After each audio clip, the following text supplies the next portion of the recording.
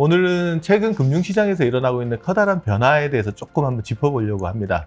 2000년대 이후에 이제 금융시장의 가장 큰 변화를 이야기할 때 빼놓지 않고 이야기할 수 있는 게 두 가지 정도 있는 것 같은데요. 하나는 이제 퇴직연금의 성장일 겁니다. 2005년도 12월 달에 이제 퇴직연금 제도가 도입되고 나서 계속 빠른 속도로 자산 규모가 성장해 오고 있는데, 최근 들어서는 이제 퇴직연금 내에서도 IRP 시장의 규모, 적립금의 규모가 빠른 속도로 성장하는 부분들을 한번 짚어놓고 가야 될 부분들이 있는 것 같고요. 두 번째 변화는 ETF 시장의 변화인 것 같아요. 특히나 이제 코로나 시기를 전후해서 테마형 ETF나 각종 새로운 ETF 유형의 상품들이 등장하면서 ETF 시장에 개인들이 좀 적극적으로 참여하기 시작한 부분들, 그래서 ETF 시장의 규모들이 빠른 속도로 증가하고 있는 것들도 변화라면 큰 변화일 수 있을 것 같습니다. 근데 더 큰 변화는 뭐냐 그러면 이 IRP랑 ETF가 최근 들어 만나고 있습니다. IRP에서 ETF 투자하는 그 규모가 빠른 속도로 늘어나고 있는 부분, 이 부분도 한번 좀 짚어봐야 될 것 같아서, 왜 이런 일이 일어나고 있고 어떤 식으로 일어나고 있는지에 대해서 좀 정확하게 짚어볼 필요가 있을 것 같아서 미래셋 자산운용의 ETF 마케팅 본부장 이승원 상무님 모셨습니다.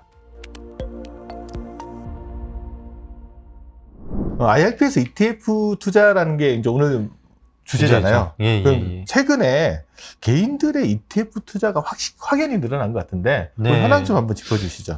ETF 시장은 계속 성장하고 있습니다. 그래서 글로벌 전체로는 10,000개가 넘는 ETF가 있어서 1032개가 있고, 한화로 따지자면 1경이 이미 넘어갔습니다. 이게 9월달 수치로 제가 말씀드리고, 그럼 한국 시장은 어떻게 됐냐라고 하면, 말씀하신 것처럼 저희가 21년, 22년 또는 20년부터의 어떤 코로나 이후에 ETF가 상당히 많은 성장을 했고요. 그중에 사실 연금에서, 특히 IRP에서의 성장이 두드러졌지만, 그냥 절대적인 규모만 보더라도 20년 말 468개 종목 52조 시장이었습니다. 2년 9개월이 지나서는 52조 시장이 109조까지 성장을 했고요. 100조를 돌파한 거네요. 시장으로서. 개수도 770개까지 돼서 한국에도 이제 웬만한 것은 ETF로 투자할 수 있다라고 할 만큼 좀 성장이 됐다 볼 수 있을 것 같습니다. ETF를 빼놓고 이쪽에서 투자를 이야기한다는 게 좀 쉽지 않은 이야기가 됐다고 해도 과언은 아니겠네요. 개인 시장만 보더라도 사실은 2년 9개월 전, 20년으로 그냥 기준으로 말씀드리면 당연히 10조같이 되지 않았습니다. 저희가 9.8조 정도 됐었고요. 지금은 한 2년 9개월 지난 23년 9월 말 기준으로는 25조가 넘었고, 하나는 또 사실은 그 20년 말에는 IRP 숫자가 거의 없었어요. ETF로는 한 2천억이 안 됐던 걸로 제가 기억을 하는데, 지금은 이제 한 7조 정도까지 올라왔습니다. 그래서 그것까지 포함을 하면, 사실 왜냐면 개인 투자자에는 DC IRP가 빠지거든요. 주체에서는. 왜냐면 이게 이제 계약자가 보통 증권사나 은행이나 따로 넘어가기 때문에, 그래서 32조 정도까지 성장을 했기 때문에 2년 9개월 동안 3배 이상 성장을 했구나라고 판단하셔도 무리가 없을 것 같습니다. 정리를 한번 해보면 IRP 내에서 투자하는, 퇴직연금이나 연금 내에서 투자하는 금액도 상당히 좀 빠른 속도로 증가를 해서, 이것도 지금 2023년 9월 말 기준으로 한 13조 8천 정도 맞습니다. 특히 이제 DC형 퇴직연금이나 IRP, 연금저축통해서 ETF 투자하는 분들이 정말로 많이 늘어난 것 같은데, 그 량이 어느 정도 될까요? 사실 자료에는 21년 말 기준으로는 개인연금이 한 370조 시장이 되고, 그 다음에 퇴직연금은 한 300조가 좀 안 되는 시장입니다. 물론 22년 말로 넘어가면은 퇴직연금 시장도 300조가 넘는 시장이 됐는데요. 계속해서 이런 퇴직금들이 쌓아 나아가면서 노후를 준비하시는 분들이 확실히 많아졌다라고 보여지고 있고요. 이게 15년과 비교했을 때는 당연히 엄청난 양으로 이제 성장을 하고 있다라고 보시면 될 것 같습니다. 사실은 근데 우리나라 시장이 아직은 원리금 보장형이 훨씬 더 많죠. 아직 10% 채 안 되는 수준인 것 같아요. 10% 수준? 반대로 얘기하면 성장 가능성은 더 크다고 볼 수 있는 근데 거잖아요. 그 성장 가능성은 이제 엄청 빠르게 나타나고 있는 거는 맞는 것 같습니다. 그래서 그 안에서 운용되고 있는 집합투자증권이라고 하죠. 저희가 ETF도 맞고 펀드도 해당이 됩니다. 이게 18년도에는 17.6조였던 것이 4년이 지난 시점에는 33.1조에서 이제 2배 정도 증가했다. 아마 자료에도 좀 나갈 텐데, 예전에는 주식형 비중이 그렇게 더 적었어요. 이제 실적 배당형 중에서도 주식형과 관련된 또는 주식 혼합형과 관련된 비중이 적었는데, 그 비중도 이제 늘어나고 있다는 것이 특징이라고 보시면 될 것 같습니다. 특히 연금 내에서 ETF 규모를 개인연금하고 퇴직연금을 좀 나눠가지고 어떻게 성장하고 있는지, 그런 자료는 또 없나요? 23년 9월 따끈따끈하죠. 사실 한 달 전 자료로 저희가 취합을 합니다. 최대한 이걸 100% 맞힐 수 없으면 어떻게 해서든 추정치를 오차 범위를 줄여서 하는데 이게 13조 8천 정도 됐습니다. 그래서 15조가 예상된다라고 말씀을 드렸는데 사실은 개인연금의 성장 속도보다는 퇴직연금 IRP, TC IRP 속도가 조금 더 빨라요. 조금 더 빠르다고 보여지는데 그게 22년 말에 개인연금이 4조 6천억이었던 게 이제 7조 1천억이 됐고요. 연금 내에서 ETF 투자하는 투자에. 예, 개인연금에서 투자하는 게 22년 말에 4조 6천억에서 23년 9월 말에 7조 1천억? 예, 좀 그래서 넘게. 55% 증가했는데 퇴직연금, 즉 DCIRP는 3조 9천억, 뭐 한 5천억 정도 차이가 났었는데 6조 7천억 정도까지 올라왔습니다. 그래서 이제는 연금 계좌 안에서의 구분을 하자면 퇴직연금이 조금 빠르다. 합쳐서는 9개월 동안 62%의 성장을 보였으니까 엄청난 성장을 한 거죠. 그러네요, 진짜. 엄청난 성장을 했는데 그 중에서도 퇴직연금 속도가 좀 빠르다라는 생각을 하고 있고요. 투자자들이 어떤 필요 때문에 이렇게 ETF 투자를 연금을 통해서 하는 건지 그거를 좀 하나씩 좀 짚어주셨으면 좋겠는데. 한 4가지 정도로 생각을 하고 있습니다. 근데 첫 번째는 투자 수익률 부분인 것 같아요. 예전에는 사실 퇴직금이라고 하는 저희 이제 앞세대 분들 같은 경우는 회사에서 저희 노후를 위해 그냥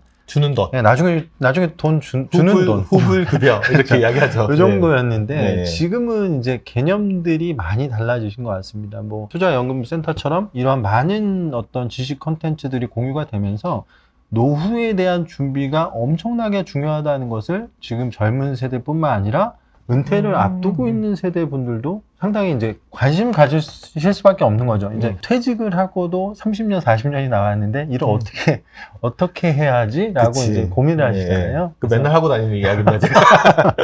아, 근데 그게 현실인 것 같아요. 네. 그렇죠. 예전에는 10년, 20년 뭐 남으면 자식들도 좀 있고 모아놓은 거 있으면 이렇게 살다가 그렇지 않을까 했는데 이제는 정말 긴 제2의 인생이 남아있다 보니까 정말로 이게 되게 중요하다는 걸 느끼시는데 그러다 보니까 관심도가 이어지는 건 첫 번째 수익률인 것 같습니다. 지금 금리가 좀 올라왔다 하더라도 전체적으로 보면은 저희가 이제 통계가 중요하죠. 통계 같은 걸 보면 아직은 금융 투자를 했을 때가 조금 더 높습니다. 저희가 22년도에 사실 증권 쪽이 많이 안 좋았죠. 사실 그렇죠. 뭐 나중에 설명드릴 기회가 있을지 모르지만은 최악의 해였죠. 주식과 채권과 원자재가 한꺼번에 터진 그렇죠. 예, 경험하기 힘든 경험이었죠.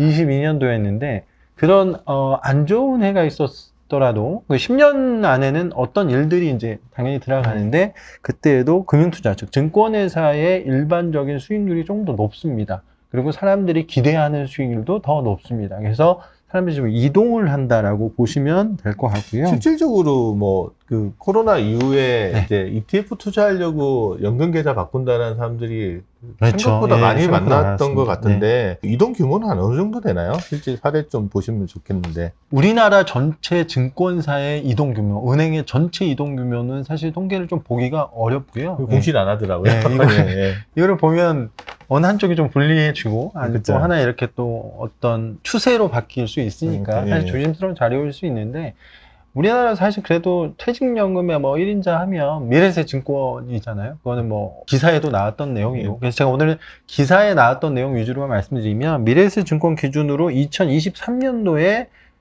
머니무브라고 하기에는 그렇지만 연금 이관을 받은 금액 자체가 한 3,800억이 넘습니다. 한 3,900억 정도 된다라고 보시면 될 것 같고요. 그 중에서 은행 보험권에서 넘어온 게 2,900억 정도 됩니다. 거꾸로 추정해 보면은 다시 이야기해 보면 은행 증권에는 없는데 증권사에만 있는 걸 찾아서 왔다라고 봐도 되는 거죠. 그렇게 예, 보여지는 것들이 많고 반대로 그럼 당연히 또 1위 증권사지만 미래에셋 증권에서 넘겨져 가는 금액을 생각해 볼 수 있잖아요. 은행 보험으로 넘어가는 분들은 290억밖에 되지 않았어요. 그러니까 실제 10분의 1만 가시고 10개를 들어오고 하나가 이렇게 나간 거네요. 금액이죠. 근데 이게 수익률을 따라서 이관을 하는 것들이 많이 있다라고 보시면 될 것 같아요. 그럼 이제 두 번째 이유는 어떤 것들 짚어볼 수 있을까요? 두 번째 이유는 사실 ETF의 편의성인데 아까 앞서 말씀드린 걸 조금만 이어붙여 설명드리면 실질적으로 21년 말에서 증권사가 성장한 것은 한 66%, 12조에서 그러니까 아직도 은행이 제일 많습니다. 그리고 증권사, 보험사 순인데 한 66%의 IRP 사업 적립금입니다. 이거 고용노동부 통계 자료고요. 요거는 한 66%, 은행은 48%. 아직 여기까지는 그래도 증권 1등이라고 보시면 되고, DC 적립금 같은 경우는 똑같이 12조에서 19조 정도로 한 50% 성장하는 동안 은행이나 보험권은 18, 19%대 성장률을 보였다, 이렇게 보시면 되고요. 전반적으로 적립금이 쌓여져 나가는 속도도 이렇게 차이가 좀 있다. 이 말씀까지 먼저 드리고 싶습니다. 그럼 이제 다시 들어와서 연금에서 ETF를 투자하게 되는 두 번째 이유는 그럼 어떤 걸 좀 짚어볼 수 있을까요? ETF라고 하는 것의 특성인 것 같습니다. 그래서 ETF가 펀드와 주식의 장점을 묶어놓은 거는 맞는 것 같아요. 왜냐하면 해외 주식형 같은 경우는 당연히 예전에 이제 환매 한번 하려면 T+8일 정도 걸렸었던 것들이 시간적인 있었고, 거래. 예, 저는 오늘 환매가 된 줄 알았지만 5일 있다의 가격으로 환매가 됐고 뭐 이런 느낌으로 갔었다면, 얘는 주식처럼 바로 거래를 할 수 있고 그걸 통해서 바로 포트폴리오를 바로 조정을 할 수가 있다. 그리고 패시브 펀드의 일종이다 보니까 당연히 거기에 따른 수수료도 낮을 수밖에 없다. 그리고 가장 큰 특징은 뭐냐면 ETF라고 하는 거는 어디에 투자되고 있는지를 실시간으로 볼 수 있다. 뭐 PDF죠. PDF가 있기 때문에 이러한 장점들을 사람들이 알기 때문에 ETF가 내 퇴직연금에 또는 IRP, 노후 자산을 위한 내 포트폴리오에 되게 유용하다는 걸 알게 되신 것 같고요.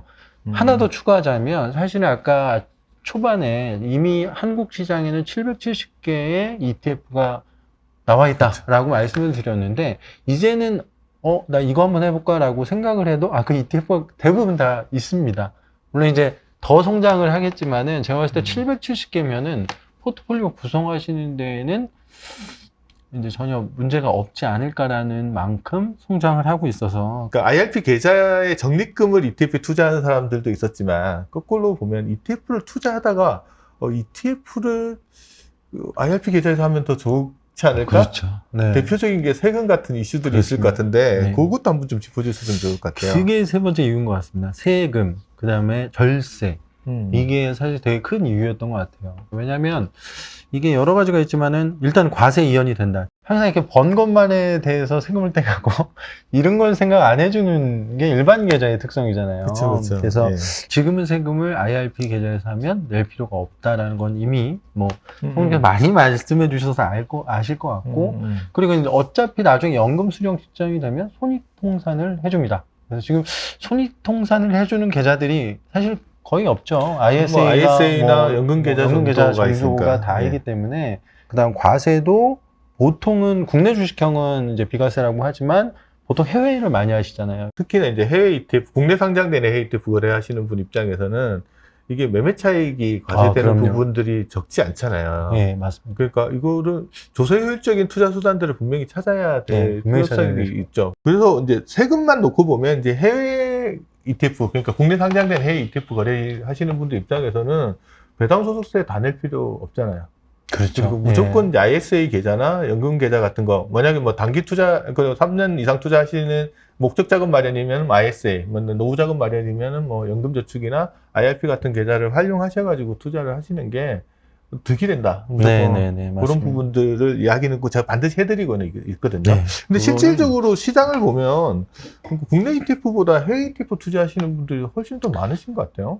네, 맞습니다. 아까 제가 미래에서 증권이 연금이 상당히 강하기 때문에 증권의 탑 10만 말씀드리면 이것도 사람들 관심 많이 갖겠는데요. 네, 1위부터 10위가 15.4% 떼는 애가 8개가 있습니다. 그래서 세금에서 이익을 보겠다라고 생각도 하시는 거죠.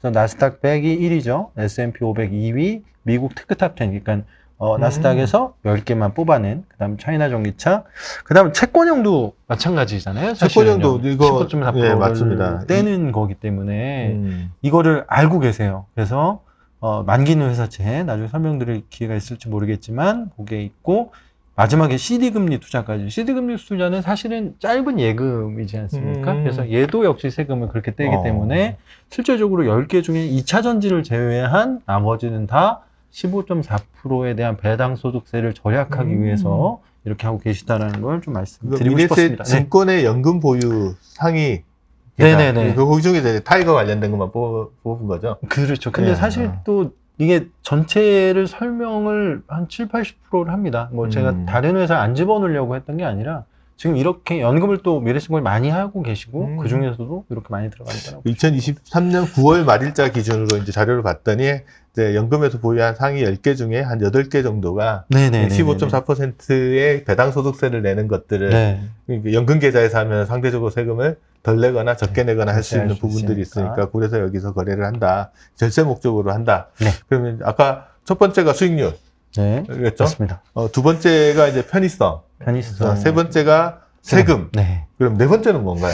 예전에는 사놓고 오를 것 같은 거에 대해 투자를 했다면 지금은 조금 더 스마트해지신 것 같아요. 그래서 현금 흐름에 대해서도 좀 생각을 하신다라는 생각이 요즘 많이 들고 있습니다. 그래서 그렇죠. 물론 이게 배당을 많이 준다고 해서 무조건 좀 많이 주는 ETF가 좋은 ETF는 그렇죠. 아닐 수가 있지만은 나는 성장성도 좋고 어차피 30년 후에 또는 20년, 10년 후에 찾을 사람이라면 매년 배당을 주는 애를 찾아서 현금 파이프라인을 만들겠다라고 하는 그런 트렌드가 좀 생긴 것 같습니다. 그래서 실제 이런 월배당은 작년 6월에 생겼거든요. 그러니까 정확하게 보면 배당이라는 표현을 쓰지만 이제 ETF니까 분배금이죠. 분배금이죠. 예, 예, 정확히 분배금이고 분배금 말씀드려서 하지만 얘도 세율은 15.4. 국내 주식이든 해외 주식이든 분배금은 무조건 15.4%입니다. 그러니까는 분배금을 세금을 절약해서 다시 투자하자라고 생각하시는 분들이 생기신 것 같아요. 왜냐하면 분배금이 많은 애는 12%까지 줍니다. 매달 1%씩도 주고 최근 나온 뭐 미국 배당 다우존스 플러스 7%는 원래 미국 다우존스가 3%를 넘게 줍니다. 3.5. 배당 예. 그러니까 그 안에 기초자산에 자산에 나오는 대한 배당금에서 분배금 나가는 게 네. 3% 정도. 근데 거기에 7을 더 주니까 10%를 주는 거잖아요. 그거는 이제 보통 콜옵션 예, 매도에서 옵션 나오는. 매도를 통해서 배당금을 만들어내는 거죠. 물론 단점은 있죠. 콜옵션 매도를 하면 상방이 좀 막혀 있지만 이게 급등하는 장세에서는 뭐 좀 불리한 게 있지만은 장기적으로 봤을 때는 다시 들어온 금액의 10%를 또 그러니까 확정적인 10%는 아니지만 10% 정도를 주는 네. 걸 목표로 하는 거죠. 이게. 맞습니다. 그래서 주식은 배당이 있고 채권은 이자가 있고 아까 이제 옵션 매도 말씀 주셨고 리츠는 또 이제 임대료에 따른 또 이거를 이제 배당하죠. 분배를 그렇죠, 하고 그렇죠. 이런 것들을 통해서 현금 흐름을 만들어내고 이 은퇴 시점이 가까우신 분들은 이 현금 흐름을 많이 만들어내시는 게 좀 유리하다고 판단하시는 분들이 있으신 것 같고 그렇죠. 사회초년생들은 나는 배당보다는 성장 쪽에 조금 더 있으면 그래도 배당은 뭐 3.5% 받을 거야 라고 하시는 분들 좀 있어서 이런 것들도 하나의 큰 변화인 것 같아요. 그러니까 최근에 월 분배금을 주는 ETF들이 매달 분배금 주는 ETF들이 등장을 하고 있는데 젊은 계층에서는 그 분배금을 받아서 좀 성장하는 또 ETF에 재투자하시는 분들이 많으신 것 같고 그렇습니다. 그다음에 은퇴자분들 같은 경우에는 그 분배금을 받아서 생활비에 좀 쓰시는 형태로 가져가는 건데 이 분배금이란 놈이 아까 말씀드렸듯이 그 배당소득세가 일반 계좌에서 하면 과세가 되다 보니까 네네, 맞습니다. 그러니까 이 IRP 같은 계좌에서 거래를 하셔서 상대적으로 세금을 좀 덜 내고 거래하는 방법들을 찾아보는 거네요. 예. 제가 이런 이야기 들었어요. 이제 은퇴자분들 중에 ETF 투자해가지고 월 분배금으로 한 달에 50만 원만 받았으면 좋겠다 이런 이야기를 하시는 거예요. 그래서 이거 왜 50만 원을 필요로 하세요? 그랬더니 잘 생각해보라고. 퇴직하고 60세 이후에 가질 수 있는 일자리는 최저 시급 정도의 소득이 있대요. 그러면 보통 만 원 정도의 소득이 있다고 그러면 50만 원이면 50시간의 노동에서 나를 자유롭게 해준다는 거예요. 그거 50만 원 정도에다가 국민연금하고 다른 걸 좀 합치면 어느 정도 생활을 할 수 있다. 그래서 그거를 이제 ETF, 월 분배금 ETF로 좀 만들어내려고 계획을 세우고 있다. 이런 식으로 이야기를 해주시는데 상당히 좀 공감이 가는 이야기더라고요. 제가 여기서 좀 하나 조금 더 더해볼 수 있는 게 있는 것 같아요. 건강보험료. 이슈가 있는 것 같아요. 왜 그러냐면 이게 분배금 받는 거 대부분 배당 소득으로 잡히잖아요. 네네네. 보통 은퇴자분들 같은 경우에는 한 해 이자 소득이나 배당 소득이 1,000만 원을 넘어가면 여기에 건강보험료가 부과돼요. 지역가입자들은. 그게 건보료가 7.09% 되고 거기다가 장기요양료 보험료 붙으면은 한 8% 정도 되거든요. 그럼 일반 계좌에서 투자를 하면 이 받는 분배금의 8%를 건보료로 또 내야 되는 문제가 생길 수도 있잖아요. 1,000만 원 넘어가는 사람들 입장에서는. 근데 이걸 이제 연금 계좌, IRP 계좌 같은 데서 투자를 하면 이거는 사적 연금 소득으로 잡히는 부분들이라서 여기에는 아직까지는 건보료 부과하지 않거든요. 아주 중요한 정보인 것 같습니다. 그래서 네. 어떻게 보면은 세금도 세금이지만 예. 분배금으로 생활하는 은퇴자들 입장에서는 이 IRP 계좌 같은 것들이 상당히 좀 중요한 부분들일 중요한 수도 부분. 있겠다. 네. 그런 의미에서 우리가 또 한번 다른 각도에서 한번 좀 짚어볼 수도 있을 것 같습니다. 크게 이제 이유 5가지를 짚어보면 첫 네. 번째가 수익률 때문에 ETF 투자를 하시는 분, 그죠? 운영의 편의성 때문에 들어오시는 분들도 계신 거고요. 그 다음에 세금 때문에 오시는 분도 계셨고, 그 다음에 최근에 월분배금 ETF, 네. 그것도 세금의 효율성이긴 하지만 그런 부분들, 마지막에 트렌드로 건강보험료 가고 있다. 까지 보면 우리가 IRP와 ETF가 만나는 이유가 한 5가지 정도를 네, 5가지 정도 될것 짚어볼 같습니다. 수 네. 있는데, 그리고 ETF 투자는 우리 IRP를 중심으로 이야기를 하긴 했지만 네네네. 연금저축에서도 할 수 있잖아요. 그럼요. 예, 연금저축으로 할까, 뭐 IRP를 할까, 어느 게 더 좋나, 이런 질문은 어떻게 대답하세요? 젊으신 분들은 일단 둘 다 해야 된다. 저는 여기다 플러스 ISA 계좌까지 포함해가지고 3개 다 하셔야 된다 이렇게 얘기를 하는데, IRP라는 건 사실 근로소득자들 용도이기도 하고, 이제 보통 이제 근로소득자 아닌 분들 같은 경우는 소득이 있는 사람은 다 가입할 수 있게 네. 합니다. 예. 소득이 있는 사람들은 그쵸. 이게 정확히 말씀드리면 소득이 있는 사람이 가입할 수 음. 있는 부분들이기도 하고, 두 번째는 뭐 중도 인출도 사실은 IRP는 조금 더 어렵죠. 물론 깰 수는 있습니다. 이렇게 다. 나 이제 그만하고. 완전 해지. 완전하지.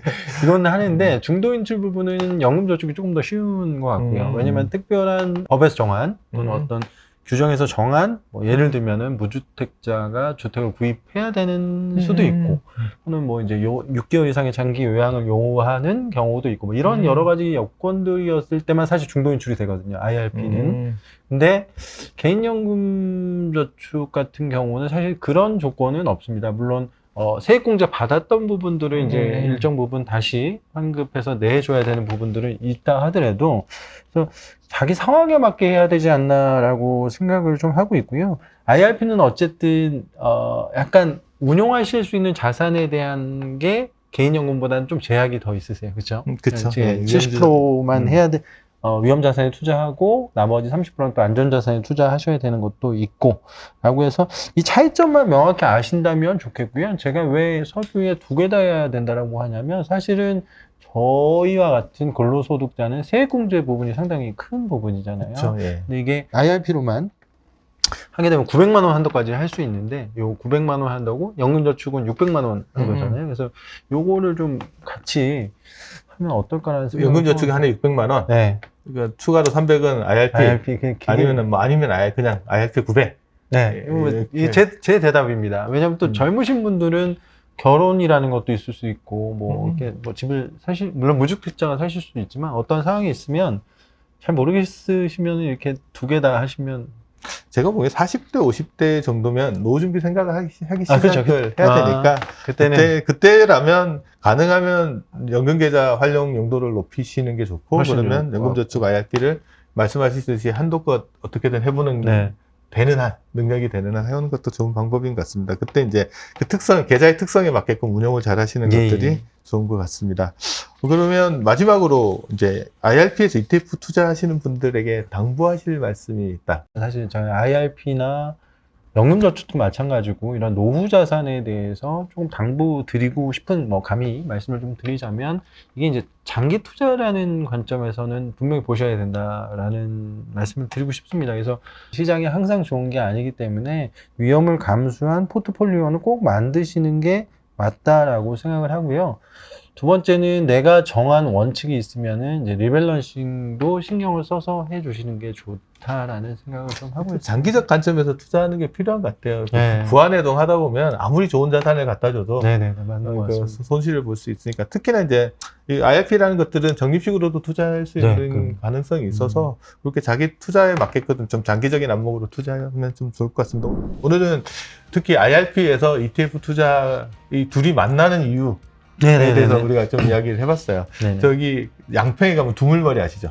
알고 있습니다. 남한강하고 북한강이 만나서 거대한 한강의 흐름을 만들어내듯이, 지금 IRP 시장하고 ETF 시장이 이렇게 만나서 또 새로운 뭐 투자의 흐름을 만들어내고 있으니까 이 흐름에 같이 동승하셔가지고 자기의 노후 자금들 잘 가꿔가지고 행복한 평안한 노후 만들었으면 좋겠습니다. 오늘 같이 도움 주셔서 감사합니다. 네, 감사합니다.